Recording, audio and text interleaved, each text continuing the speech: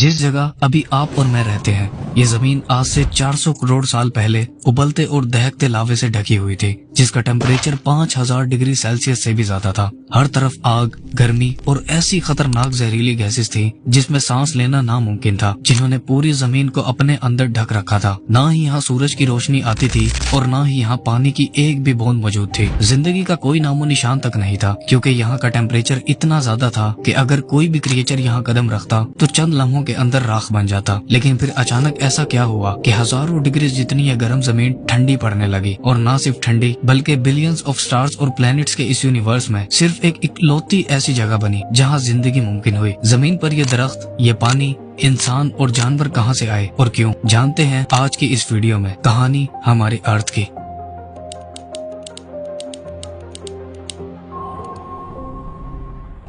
आज से करीब 6.5 बिलियन साल पहले हमारी स्पेस में एक डस्ट और गैसेस से बने क्लाउड और एक स्टार के अलावा और कुछ भी नहीं था। पूरी स्पेस एकदम खाली और खामोश थी। साइंटिस्ट ने इस गैसेस के क्लाउड को सोलर नेबुला का नाम दिया है। ये क्लाउड मेनली हाइड्रोजन और हीलियम गैसेस से बना हुआ था, जो यूनिवर्स में सबसे ज्यादा पाए जाने वाले एलिमेंट्स में से हैं। इसी क्लाउड में और भी कुछ एलिमेंट्स मौजूद थे, जैसे ऑक्सीजन, कार्बन, नाइट्रोजन और सिलिकॉन, जिनसे हमारे सोलर सिस्टम के ज्यादातर प्लैनेट्स बने हैं। ये बादल करोड़ों सालों तक ऐसे ही स्पेस की खामोशी में 100 लाइट ईयर्स तक फैला हुआ था। यानी लाइट को इसके स्टार्टिंग पॉइंट से एंडिंग पॉइंट तक पहुंचने में पूरे 100 साल लग जाते। लेकिन एक दिन इसके पास मौजूद उस स्टार में, जिसका हमने अभी जिक्र किया, एक बहुत बड़ा धमाका हुआ, जिसे साइंटिस्ट सुपरनोवा एक्सप्लोजन कहते हैं। ये धमाका इतना ज्यादा भयानक और इंटेंस था कि इसके फटने से उस क्लाउड के अंदर की सारी गैसेस, डस्ट और सारे एलिमेंट्स बड़ी ही तेजी से कंप्रेस होने लगे, जिसके नतीजे में ये अपने सेंटर की तरफ कोलैप्स होने लगा। इस कंप्रेशन के दौरान ये क्लाउड बड़ी ही तेजी से घूमने लगा। जैसे जैसे ये कंप्रेस होता गया, वैसे वैसे ये एक रोटेटिंग डिस्क में बदलता गया। इस प्रोसेस को सोलर नेबुला हाइपोथेसिस कहते हैं। इस रोटेटिंग डिस्क के सेंटर में एक न्यूक्लियर फिजन रिएक्शन होने लगा, जिसका टेम्परेचर 15 मिलियन डिग्री